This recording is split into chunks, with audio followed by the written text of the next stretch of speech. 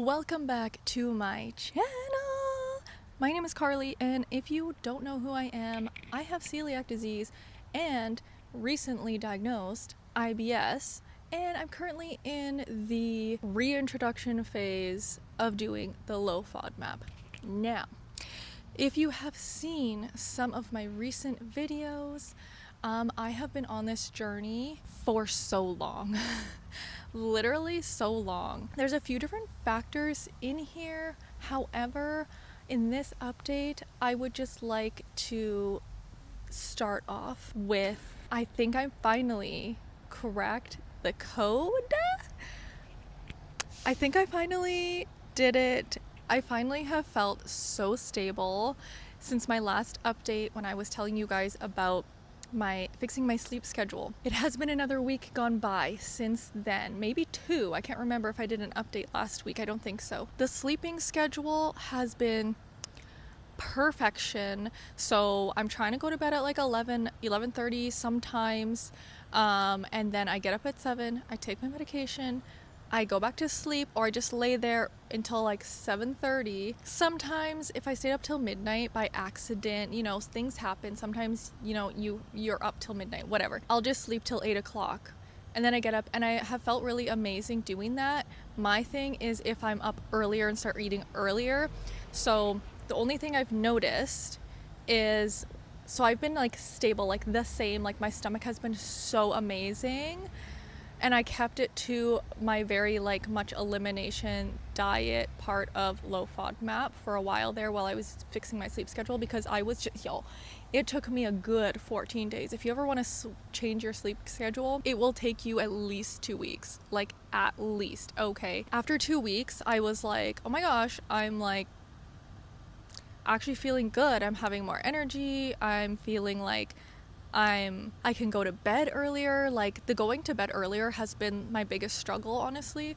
The getting up earlier is hard. Yes, I want to keep sleeping in. However, falling asleep at night was a big struggle for me because I used to stay up till like 1:30 or 2 o'clock in the morning when I didn't have to work. Now I'm actually able, I have gone to sleep sometimes at like 10:30, 10:45, and I'm like out. Like I wake up at 7, take my medication, and I'm like, I could just stay up now, yo. Like I feel good. But then I just lay in bed anyways, or try to go back to sleep till like 7:30. Then when I get up for work, I actually get up at that 7:30. The only thing I've noticed is on the days that I work, when I get up and actually out of bed at 7:30, I don't know if it's still a little bit of like the stress of getting up early, and it's so crazy to me now thinking about it, because I would just wake up and be like anxious, like so much anxiety.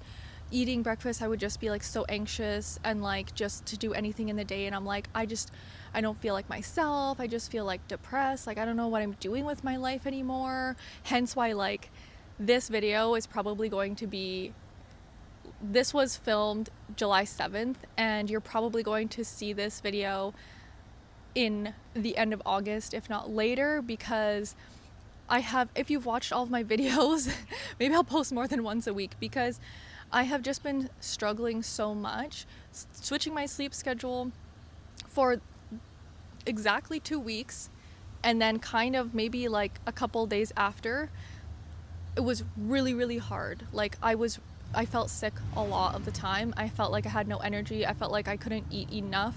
And like I didn't feel good enough to eat. Like I was struggling to be motivated. I was struggling to do anything. Like I'm not lying, y'all. I can't remember what day I started, but I started watching Game of Thrones. And outside of my 2 shifts at work, I would just wake up, put on, and also Love Island. I would either watch Love Island and then just binge watch Game of Thrones. Like I'm not lying to you. I just binge watched Game of Thrones every single day, unless I had to do something. Like I haven't been filming, haven't been doing recipes. I haven't even felt like I want to find recipes. Like nothing. And I'm like, so I'm really struggling with kind of like, before when I'm sleeping in till like 10:30, 11 o'clock in the afternoon, I'm like, woo, I get up and I just feel like, okay, I can get up. I got so many things to do. I can do this and this and this. And like, I think that a big part of it is that I was so used to functioning within like these 4 hours of the day, and I have to get everything done from like noon until like 5 o'clock, and then I can just do nothing the rest of the day. And now with those hours in the morning, by 9 o'clock or 9:30, I'm like, okay, like, what am I doing now? Like, I don't even want to find a recipe. I don't want to film anything, like, except for sometimes then I want to film an update for you guys like this, which seems fine. So I'm really trying to get back into the groove of everything on that forefront, because I could not believe how much changing my sleep schedule like literally changed my life. Like, it's just so wild to me. And to think back of like how I used to be, like, for example, this morning we went and did a coffee run at McDonald's, not for me. It was like 10 o'clock in the morning, and the person at the window was like, oh, good morning. And I was like, it's 10 o'clock. That's practically lunch. Like, what do you mean? I get it's morning, but like, it just felt so weird to me that I'm like, it's 10 o'clock. Like, I've been up since basically 7. Like, I got up at like 7:40 because I kind of fell back asleep. So this does not feel like the morning to me anymore. Like, I'm just so used to being up early now and start, like, it seems weird. Like, I'm eating lunch now. I'm eating lunch at like 11:30. Like, I'm like, oh my gosh, I'm like so hungry. The thing is, now that my stomach has been so good, I have to deal with these like secondary things that I didn't realize were affecting me. So like with IBS, your sleep and also stress can like affect you so much. So I'm wondering if I've like had IBS for like years and years and years, because I've always like, if I'm nervous, like I'm like, oh, gotta go to the bathroom. Like, it's just a thing that's happened. Like, I've always had issues with food, so who knows, it kind of would make sense to me. But everything has just been so solid now that I've changed my sleep schedule, that now my issue became, so it was kind of like stress and anxiety, but it just kind of became hyper fixating and obsessive hyperfixation on if I'm eating enough. As you know, if you've watched some of my previous videos, I've stopped tracking my calories and things like that because I was on a pretty good, like, stable knowledge of how much I'm eating, just based off of doing it for that like month and a half or whatever I did. So just based off of that, I was knowing, okay, like I need to eat more times a day. I usually try to include a smoothie. I'm eating bigger portions of tofu and making sure I have like heavier carbs and things like that, making sure I have a couple pieces of bread in a day usually. So with these, or like, and like some nuts in there to make sure like I have more substance. The thing is, previously my wake time hours were lower, right? I was sleeping for like 9-10 hours maybe a day, and then eating within those that window of like 1,300 calories at most, and then I'm sleeping a lot of the time. So now I have either exactly 8 hours of sleep, most of the time less, because it's hard for me to actually like be in bed and falling asleep right at 11 o'clock. If I feel good, feel energized throughout the whole day, I count that as getting enough sleep, okay? I can usually tell if it's a couple days that I've gone to bed at 11:30. I could feel it, and I'm tired. So that's my judge. But anyways, with my stomach being so good, I started getting hyperfixated on eating enough. And then I got like mentally, I was really struggling with feeling jittery and like I'm at risk of fainting because I'm not eating enough first thing in the morning. I'm eating a small bowl of dry cereal and then I'm waiting. And instead of being like hungry, I just feel sick, and then I just feel brain foggy and stuff like that. So I was really struggling with that and really trying to figure out, okay, so if I have the cereal in the morning, I need to eat like 2 hours later, but like what do I need to eat? So I was trying peanut butter, and like peanut butter, I had a couple days in a row after breakfast or with my breakfast. My stomach did not like that. Okay, so this is involving so much testing for me. It's crazy because it's like, well, yeah, I can have peanut butter, but I can have peanut butter later in the day, like after lunch preferably. My body is totally fine. But just, I believe the high content of fats in the peanut butter, just, I felt so lethargic. I was like, oh, I need to just lay down for like half an hour because I just felt so much. So, bleh.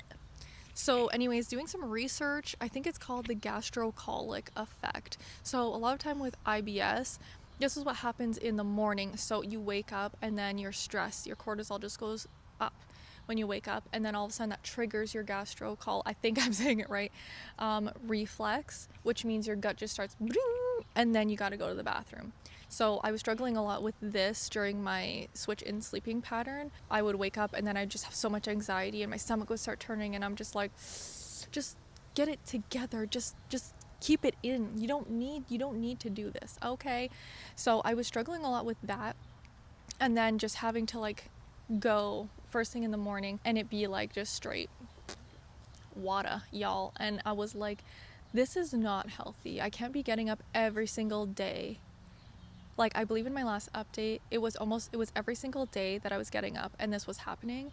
And I was starting to become like really scared because how is my body absorbing nutrients when it's just water expelling every morning? Like no wonder I feel like I'm gonna faint in the morning because I've just expelled everything from my body, and now I'm functioning off of like 200-300 calories of dry cereal.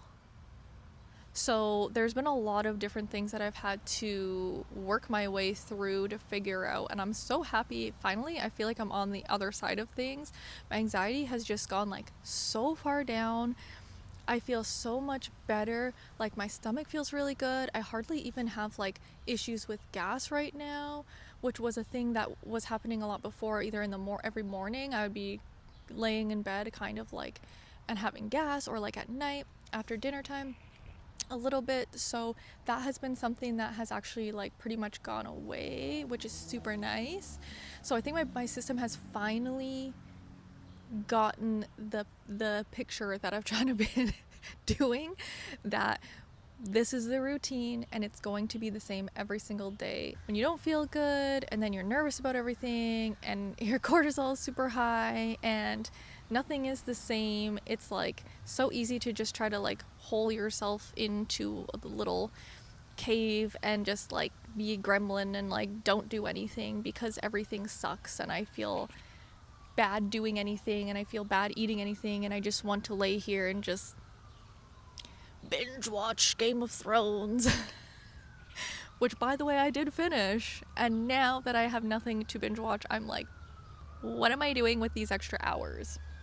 So again, back to having these extra hours in my day means I need to be eating more food. A lot of the time around like 10 o'clock, I start getting a little hungry again, and I'm like, crap, because I ate dinner at like 7:30.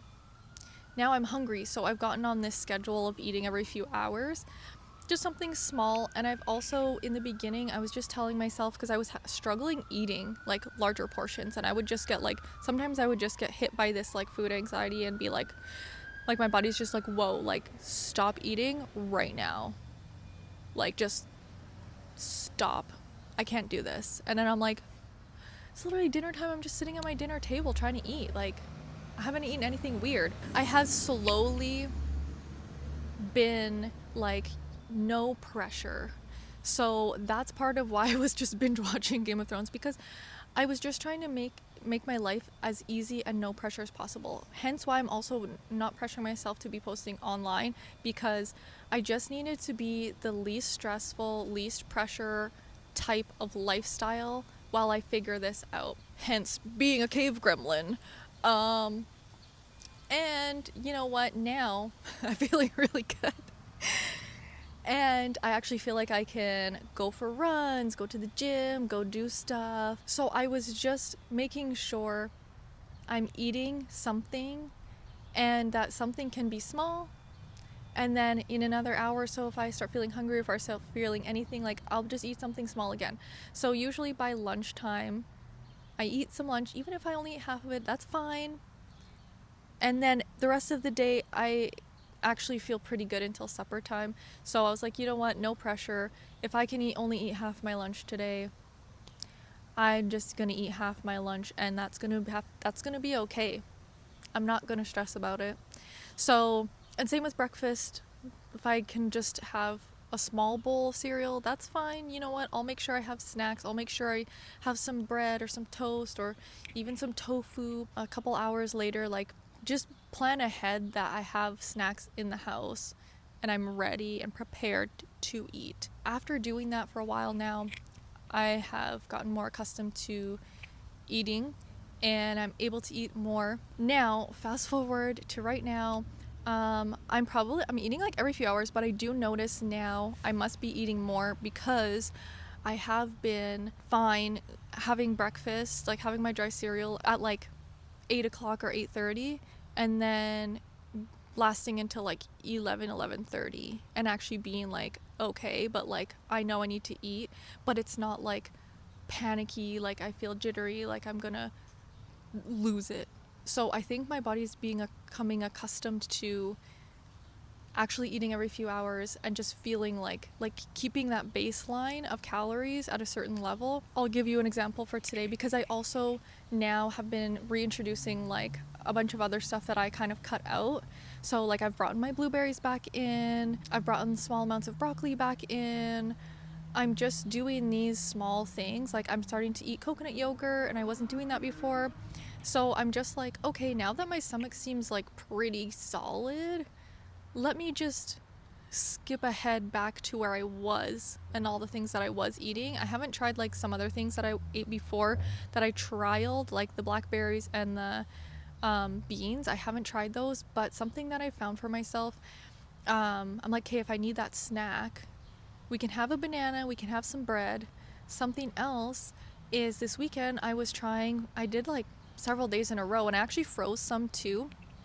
I'll be making a short of it. I don't know, maybe you have seen it already probably. It's coconut yogurt, and the coconut yogurt is like, the base is just like coconut cream and water, whatever pectin, something else, and like bacteria cultures. So there's no like pea protein, there's nothing. It's like coconut and like bacterial cultures. I am just keeping it to like 2 big spoonfuls, so I haven't I think it's close to 1/4 of a cup. I haven't tried any more than that. So I do that, and then I made a homemade granola, which I've made before. It's on my page in my shorts. It's a buckwheat granola. So I take buckwheat groats, I have some macadamia nuts, and then maple syrup, coconut oil, I think some salt, cinnamon. I literally think that's it. Like it's really like pretty plain straightforward. And so I make that up and then I just put it in with the yogurt and then I add in some frozen blueberries, and y'all, it's so yummy. It's so good.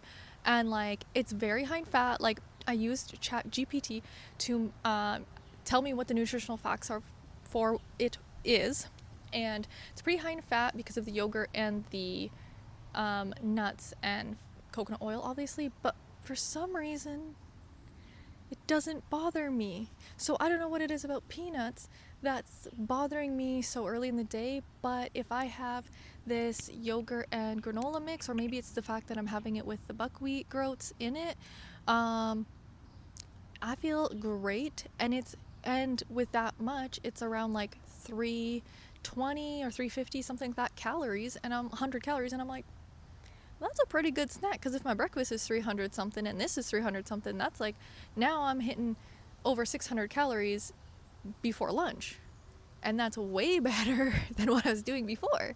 So today I had cereal, and then I had my granola for a snack, and then I also like literally right after that, because it was later, like 11:30, I had lunch too. So I had some leftover tofu egg with tomatoes in it, with 1 piece of my gluten-free bread, with some vegan butter, and that was my lunch. And that was at like, I don't even think it was noon, to be honest. So now I'm planning on running tonight, so I have just had a banana, like a fairly green banana with peanut butter. Like I literally just scoop the peanut butter on the banana and take a bite. I had it for a snack, but I still have a few hours until I run, so I'm a little bit hungry still, so I'm gonna decide to have some more tofu. I had leftovers from last night, and it's just a breakfast sandwich tofu, so I'm literally just gonna heat up a few pieces. I think I'm gonna forego the bread because I don't have any. I think that should be like filling and sustaining enough for a couple hours until I run, and then our dinner will be a little bit later, like 8 something tonight, but I think that's it. These updates are like so long, I feel like, but like so it's like a week or so and so much has just happened and changed. And I'm just like so happy to finally feel like I'm making ground and like stepping in the right direction instead of like taking a step forward and having to go back 2 steps, because I feel like that has been my life for so long and I'm just like, can I just live? Like seriously, I can't believe how much the sleep has affected me. So now we're going to for real. The next videos are going to be trying foods for sure. I'm going to still document now when I'm actually trying the high FODMAP foods and see. I'm definitely not trying honeydew again because that was extremely obvious. So I don't know what I'm gonna try next. I haven't decided. Maybe some avocado so I could have like avocado toast. That would be amazing.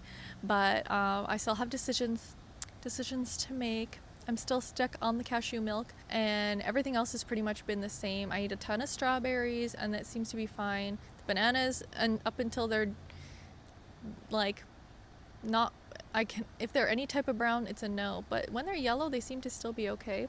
Everything else, I don't know if you have questions down below or my old videos where I showed y'all some of the things I've been eating, because it's still very much the same. We're just like, maybe we can eat a little bit more of this, or like the coconut yogurt. I'm like, well, maybe I can actually, I have buckwheat cereal, and you know what else is in my cereal? Quinoa, flax, corn, all this stuff. And I'm like, well, probably I can have that then. Anyways, that will be it for my update. Hope you guys enjoyed. Hope I helped in somehow. And I will see you in the next video. Bye!